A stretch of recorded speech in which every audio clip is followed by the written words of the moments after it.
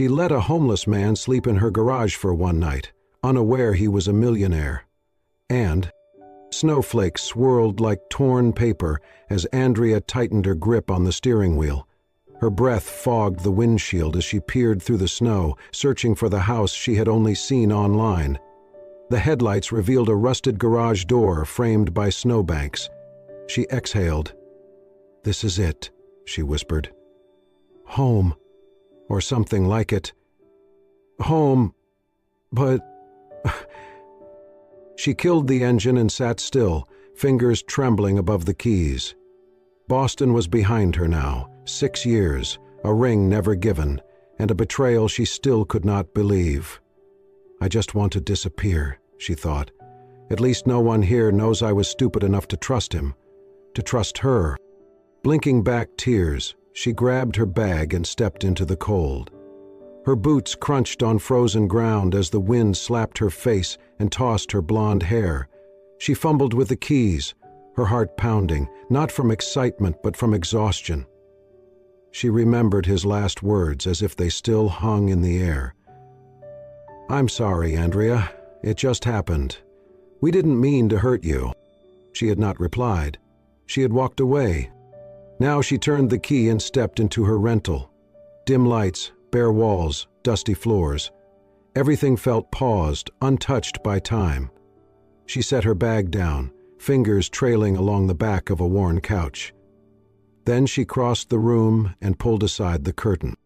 Outside, the garage stood still in the snow, cold and silent. A sound, a soft metallic scrape. Andrea's body tensed. She froze, eyes narrowing toward the garage. Was it the wind? Another scrape, louder this time, like metal against cement. Her heart jumped into her throat. She quickly grabbed the baseball bat left near the entryway, a relic from her childhood, and stepped back out into the cold. Snow hit her face in harsh slaps as she crept toward the garage. The door was slightly ajar, a gap wide enough for someone to slip through. Her grip tightened around the bat. "Who's there?" she called out, voice trembling but firm. "I have a weapon. I will use it." Silence. Then a shape moved inside, slowly, cautiously. A man stepped into view, hunched over, wrapped in layers of torn clothing. His beard was thick, frost clinging to the ends. He raised his hands, palms out. "I just needed to get out of the cold," he said hoarsely. "Just one night." Andrea stared at him, heart pounding. Everything in her told her to run, to shut the door, to call the police. But she hesitated. There was something in his voice, in the way his shoulders sagged under the weight of invisible burdens. His eyes, gray new and sunken, met hers. They were tired, not dangerous, just tired. She exhaled sharply, lowering the bat just slightly. "Just one night," she repeated. "No noise, no mess." He nodded quickly. She opened the garage door wider, stepping aside. "There's an old blanket in there. I'll bring it." He hesitated at the threshold, like a man who had been turned away too many times, then stepped inside. Andrea turned back to the house, returned minutes later with a blanket and an unopened bottle of water. She handed them to him without a word. "I won't cause trouble," he murmured. "You better not," she replied, not quite harshly. "Just one night." He nodded again and settled into the corner of the garage, wrapping himself in the blanket. She watched him for a second longer, then closed the door, locking it with a click that echoed louder than she expected. Inside her house again, she leaned against the door and closed her eyes. "What the hell are you doing?" she whispered to herself. But even as fear whispered doubts in her ear, something else stirred beneath it, a quiet, tentative flicker. A door opened not just in the garage, but in her guarded, aching heart. Andrea woke early, still wrapped in layers of sleep and the faint echo of last night's unease. The house was silent, the heater humming low. She walked barefoot to the kitchen, rubbed her eyes, and started the coffee machine. The aroma of dark roast soon filled the air, grounding her. Part of her expected the man to be gone. Maybe he had slipped away in the early morning without a trace, like some ghost carried off by the wind. But when she peeked through the frosted kitchen window toward the garage, she froze. The floor, once dusty and scattered with old boxes, was spotless. The blanket she had given him had been neatly folded and placed on a crate, folded in perfect square edges. Military precision. Her eyes lingered. It was the kind of fold her father, a retired Marine, used to do, not something you learn on the streets. She opened the back door and stepped out. A soft breeze of cold brushed her face, but what caught her attention wasn't the chill. It was the small ceramic mug sitting on the top step. Steam curled upward lazily from a warm cup of cocoa.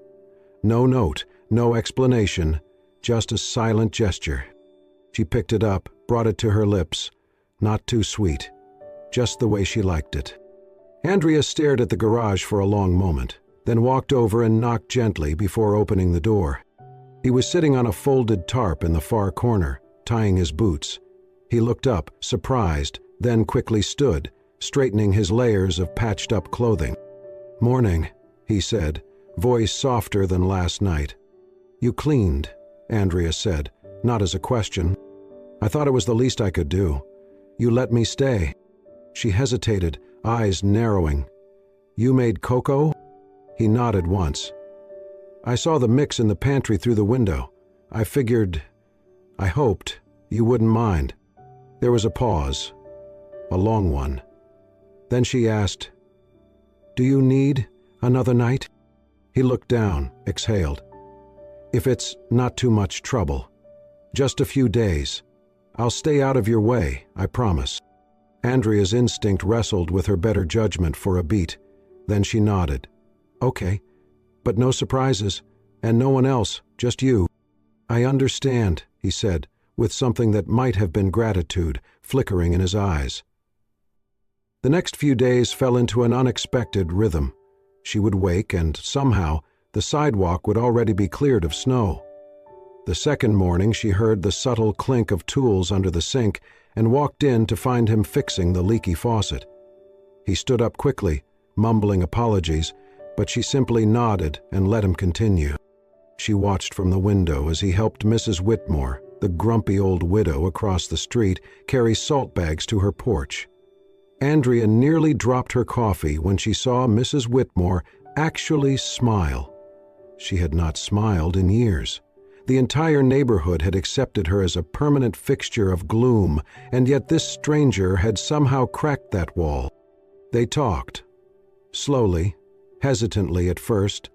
Over breakfast she offered him toast and he declined, but stayed to talk. Over lunch he commented on the books she left scattered around. One evening they sat on the back porch, wrapped in their own thoughts and two separate blankets, watching the snow fall in silence. When she asked him about music, his eyes lit up. He spoke about jazz like someone who had lived through every note. When she mentioned her favorite painter, he quoted one of their interviews. When she mentioned the painter, he quoted one of their interviews. "You read that?" she asked, surprised. "Years ago," he said. "I used to love art. Still do, I suppose." Andrea began to look forward to their quiet conversations. There was something familiar in the way he spoke, not just educated but thoughtful, measured. She found herself wondering, more than once, who he had been before the layers of clothing and weariness. He never offered his name, and she never asked again. But his presence began to fill her space in ways that felt strangely comforting. He did not demand, he did not intrude, he simply was, and somehow that was enough. She realized one afternoon that she had smiled more in the past 3 days than she had in the past 3 months, and the oddest part, she did not feel guilty about it. Whatever he was running from, it was clear that he was a man of thought, of patience, and of quiet kindness. Andrea could not explain it. She did not try. But for the first time in a long time, she did not feel alone.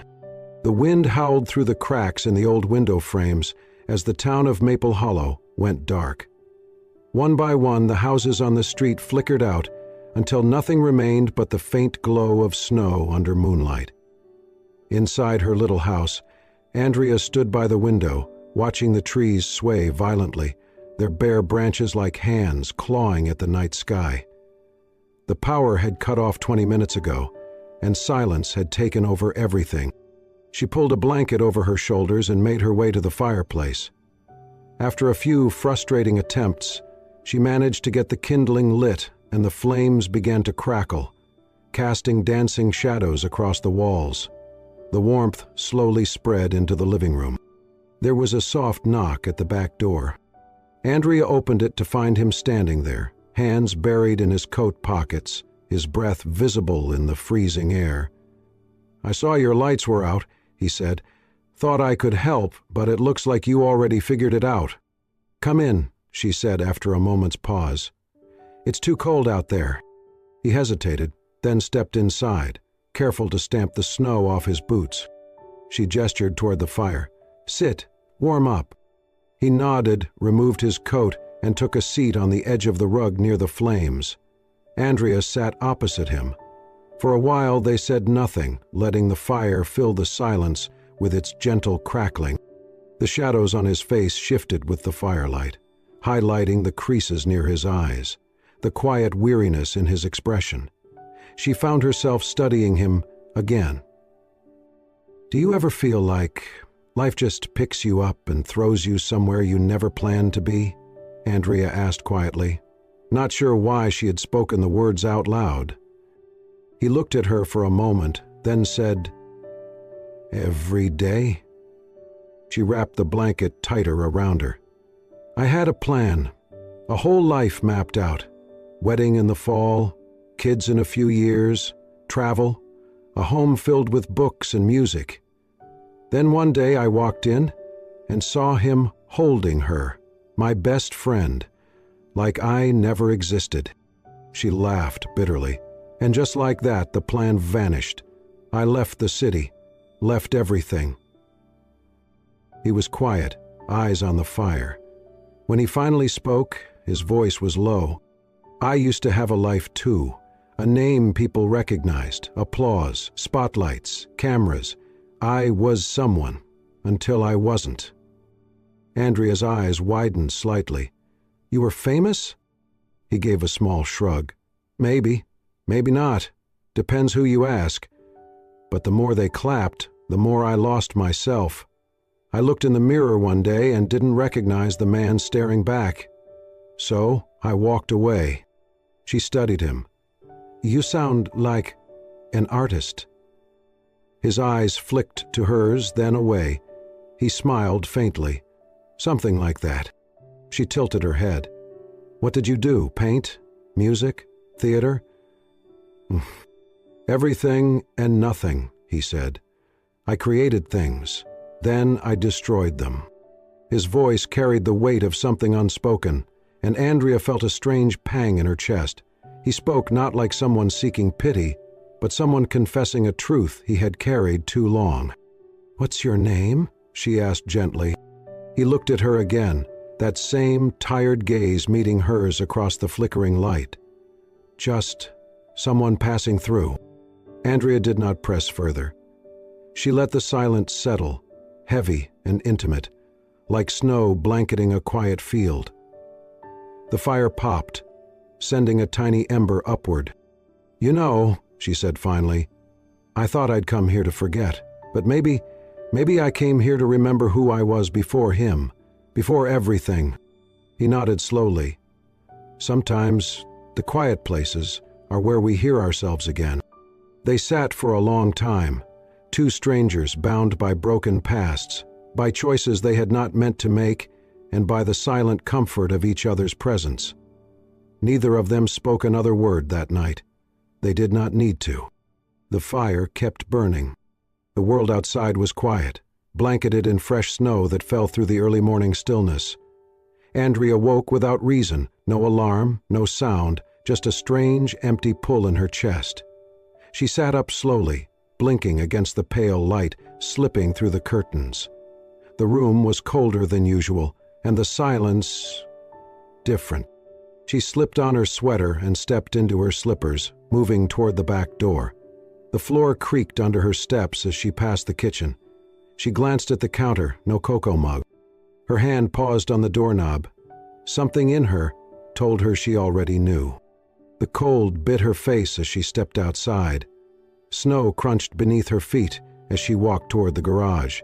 The door was slightly ajar, just like the night she first found him. She pulled it open fully, heart racing. Empty. The crate where he used to sit was bare. The old tarp he had folded into a mat was gone. No sign of boots, blankets, or warmth. The garage felt like a shell, hollow and lifeless. Andrea took a slow step inside, her breath visible in the icy air. Then she saw it. Resting gently on the crate was the scarf she had given him. Folded, clean, not tossed, not forgotten, left deliberately. And beside it, a piece of thick paper, weighted by a small rock. She picked it up with trembling fingers. It was a drawing. Rendered in soft graphite strokes, the image was unmistakably her, sitting at the window, curled in her chair, a book open in her hands. Light streamed in from the imagined glass behind her, casting her face in delicate shadows. There was peace in her expression, a calm that she had not known she wore. But he had seen it, captured it. Andrea pressed her hand over her mouth. Her knees weakened as she slowly sat on the crate. The drawing shook in her grip. She stared at it, and the longer she did, the more the tears came. Silent, hot tears that cut through the cold air and burned her cheeks. Saw me, she whispered. Her voice broke. He saw me. In a way I forgot I could be seen. The ache was sudden and overwhelming, flooding through her like a tide she could not stop. She was not crying because he left, though that hurt. She cried because in the short days he had been here, he had noticed her, really noticed her, in a way no one had in years. He had looked past her walls, past her pain, and seen the quiet dignity she thought she had lost. He had seen her not as a woman abandoned or broken, but as someone still whole. Andrea held the drawing to her chest and closed her eyes. "Why did you go?" she asked the empty space. The garage, silent and unmoved, offered no answer. Only the sound of snow falling softly outside, a hush that wrapped the world in stillness. She stayed there for a long time, hours, maybe. The drawing never left her hands. Days passed like snowflakes melting on warm skin, silent, slow, and leaving behind almost nothing. Andrea returned to her routines, morning coffee, brief walks, reading by the window. But the air in the house felt different now. Not empty, just missing something. Someone. She caught herself glancing toward the garage more often than she wanted to admit, hoping without reason that he might return, that she would find him there again, with his quiet presence and those deep, searching eyes. But it remained silent, still, hollow. The drawing stayed on her nightstand. She stared at it every night before bed, memorizing each line, each stroke of graphite that had somehow captured more than just her face. It had captured a version of herself she did not know she missed. One morning, after weeks of staring and wondering, she wrapped the drawing in brown paper and walked into town.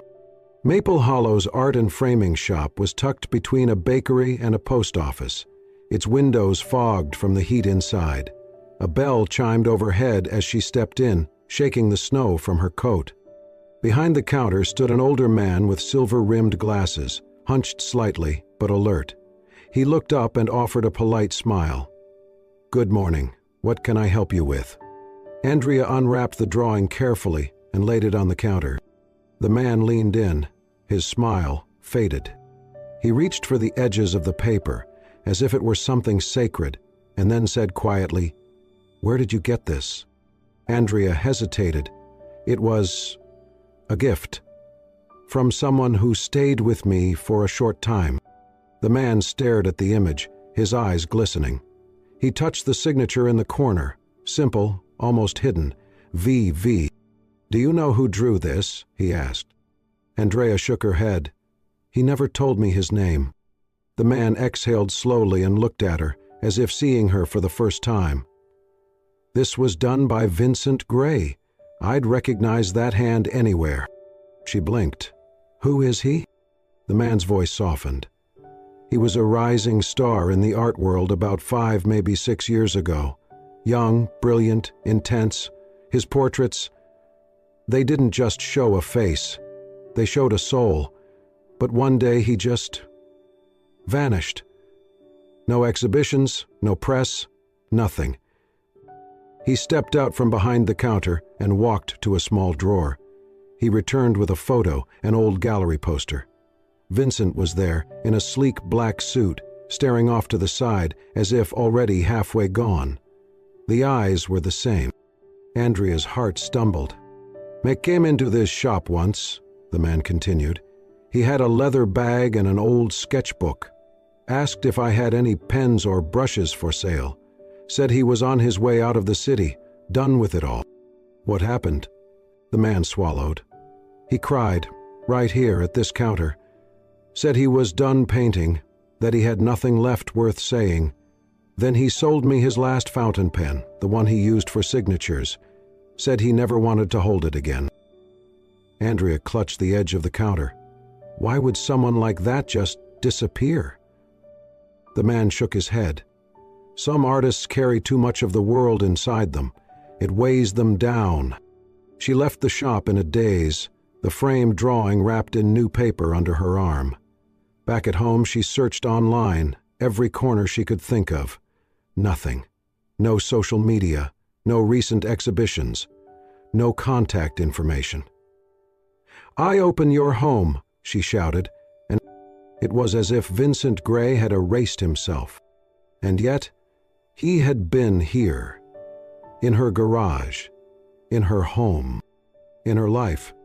It arrived on a Tuesday, slipped between the folds of junk mail and grocery store flyers, an envelope without a return address, soft cream in color, her name written in deep black ink across the front in a hand she knew instantly. Her fingers trembled as she opened it. Inside was a single sheet of thick paper. "If you still have the drawing, bring it. V." No date, no explanation, just that. Andrea stood frozen in the middle of her kitchen, her breath caught in her chest. She read it again, then again, as if the meaning might shift, but it did not. She set the letter down slowly and stared at it. For hours, it seemed, she sat there, watching the words blur and sharpen again under the dim kitchen light. Every line. By evening, the silence in the house grew unbearable. She paced the living room with the letter still in hand, her mind a whirlpool of questions and fears. Was it really him? Was this some kind of elaborate joke? What did he want from her? Her gaze drifted toward the framed drawing on the wall, the one he had left behind like a whisper. Every time she looked at it, her chest tightened. It was not just a picture. It was a memory, a moment, a part of her no one else had seen, except him. And now he was calling her back into his world, the world he had once fled from. Andrea sat on the edge of her bed that night, unable to sleep, unable to rest. The letter lay on her nightstand, taunting her. "If he only saw me as a subject." She whispered aloud, "What does that make me now? A muse? A model? A moment in his process?" She pressed her palms against her eyes. And what if I meant more? What if I was something real and he just walked away? Her mind reeled, circling through every quiet glance, every unfinished sentence, every silence between them that had felt like something unspoken but understood. But was it? Was any of it real?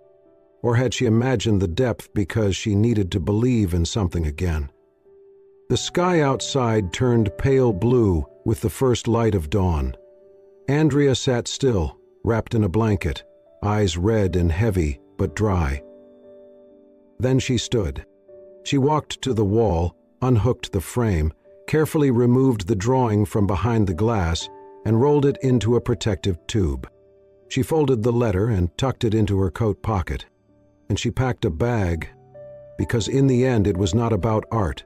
It was not about a name or a signature. It was about her heart. And her heart needed a reason, even if that reason would hurt. Even if the answer was that she had only ever been inspiration, not love. Still, she had to know. The streets of New York buzzed with life, the city lights casting long reflections onto wet pavement. Andrea stood outside the gallery, her heart pounding in her chest, hands clutching the rolled drawing like a lifeline. Through the glass doors, she could see people mingling beneath elegant chandeliers, their voices low, their movements graceful. The sign above the entrance read, "Her Light, a solo exhibition by VIC." Her Light. Andrea took a slow breath, then stepped inside. The space was hushed, reverent. The walls were lined with canvases, large, intimate, breathtaking, and every single one of them was her. Andrea blinked, stunned. There she was, sitting by the window of her living room, bathed in morning light. There she was again, standing in the snow, her coat wrapped tightly around her, eyes looking up as flakes drifted down. Another painting showed her laughing, head tilted back, in an unguarded moment of joy she barely remembered having. Her throat tightened. But it was not just her face in these paintings, it was her emotions, her stillness, her fire, her grief and healing intertwined. Every canvas radiated a part of her she thought no one had ever noticed, and yet he had. As she moved from piece to piece, guests around her whispered. "She's stunning," someone said. "There's so much emotion in these, you feel like you know her." Andrea reached the final painting, tucked in a quiet corner, under a single spotlight. This one was smaller, softer. She took a step closer and gasped. It was her, sleeping. She was curled up in her chair, a blanket around her shoulders, her face illuminated by the flicker of candlelight. Her features were relaxed, peaceful, vulnerable in a way that felt sacred. Andrea's hand flew to her mouth. Tears welled up, then spilled freely. She had not even known he had seen her like that. Behind her, the room gradually fell silent. Footsteps approached from the side, and then his voice. "Thank you all for coming tonight." She turned slowly, breath caught. There he was, Vincent, standing beneath the gallery's main light, wearing a dark suit, clean-shaven, composed. But his eyes, they were the same. Tired, deep, quiet, still his. He looked out at the crowd. "I am Vincent Gray." A murmur rippled through the room. He continued, calm and clear. "Some of you may remember me as a painter who disappeared. The press called me the lost genius, the man who walked away from brilliance. But the truth is simpler.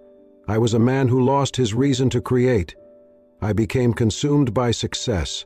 I stopped seeing the world as it was. I stopped seeing people." He paused. "Until one night I ended up in a small town, homeless, exhausted, trying to disappear. And a woman, a stranger, let me sleep in her garage. No questions, no judgment." Andrea felt the crowd's gaze shift. She tried to stand still, but emotion trembled through her. Vincent looked directly at her. She did not know my name, she did not ask for anything. She simply gave me warmth, and in that silence I began to see again, to feel, to remember why I ever picked up a pencil in the first place. He gestured to the room. "These paintings are not just portraits. They are pieces of what I saw when I looked at her. Her strength, her stillness, her sadness, her kindness, her light." Silence. Then, slowly, applause. Soft at first, then rising, rippling through the gallery like a wave. Andrea stood frozen, tears slipping silently down her cheeks as strangers clapped for a love they did not fully understand, but somehow deeply felt. Vincent stepped down, walking toward her, the applause fading behind him. But Andrea did not move. She could not. Not yet. Andrea stepped out of the gallery into the cold night, the noise and light still echoing behind her like a dream. Snow was falling again, soft, quiet, endless. The city lights blurred through the flakes, making everything feel unreal. She walked slowly, the drawing tube pressed against her chest, her breath uneven. She did not know what to feel. Inside, she had just witnessed her life displayed on canvas, her face, her quiet moments, her pain, her joy, all turned into art, into beauty, into meaning. It was overwhelming, moving, terrifying. She had loved him. She still did. But a part of her still wondered, had he loved her back, or just what she had symbolized? Was she truly the woman he saw, or merely a vessel that brought his muse to life? She turned down a quiet side street, away from the traffic and the gallery-goers still mingling. The snow was deeper here, crunching under her boots. The wind caught her scarf and tangled her hair. "Andrea." She froze. The voice rang out, familiar and raw, cutting through the cold. She turned, and there he was, Vincent, running through the snow without a coat, his breath coming in clouds, his dark hair already dusted white. He slowed as he reached her, stopping just a few feet away, uncertain but unwavering. "I did not want you to leave like that," he said softly, not without hearing what I should have said long ago. She didn't speak, just looked at him, every emotion churning beneath her stillness. He stepped closer, carefully, like approaching a wounded bird. That garage. It was more than a place to sleep. It was the only space where I was not Vincent Gray, not the prodigy, not the disappointment. I was just a man, cold, lost. And then you opened a door. His voice cracked slightly. "You didn't just let me stay in your garage. You let me stay in your world. You listened. You saw me. Before I could see myself again." Andrea swallowed, but her voice came out steady. "And you saw me. More than anyone ever has." He nodded. "But I left without saying goodbye. I was afraid, not of you, but of what I felt, of what I was beginning to want. I thought if I stayed, I would ruin it." "Ruin you?" Her eyes shimmered with tears. "You already broke something." "I know," he whispered, "and I am so sorry." He reached into his coat and pulled out a small, flat package wrapped in brown paper. "Before I left, I drew this. I wasn't going to show you. I didn't think I deserved to. But now, I want you to have it." She took it, her hands trembling as she unwrapped the layers carefully. Inside was a drawing, soft, gentle lines in graphite and watercolor. It was the two of them, standing side by side in front of the garage, the sky behind them painted in warm hues of sunset. Their faces were turned slightly toward each other, smiling, not wide, just enough. A moment of peace, of love. Andrea stared at it, her breath caught in her throat. "It's not perfect," Vincent said quietly, "but it's real, like us." She looked up at him. "I don't want you to be a muse," he said. "I don't want you to be an idea. I want you to be my reality. If you'll have me, if we can start again, not as strangers, not as shadows, but as us." Andrea stepped forward. She did not say anything. She just wrapped her arms around him, and he held her. The snow fell heavier around them, muffling the world, wrapping them in a cocoon of silence and softness. Their embrace was long, still, and full. Two people who had been broken and remade, finding in each other a kind of peace they never thought they deserved. Later they would walk together, hand in hand, back toward the lights, toward whatever would come next. But in that moment, under the street lamp, beneath the falling snow, nothing else mattered. The garage in Vermont, quiet, old, simple, would always be there, but now It would no longer be just a memory of shelter. It would be the place where healing began, where hearts opened, where love returned, where a new chapter started. Thank you for joining us for this soul-stirring journey.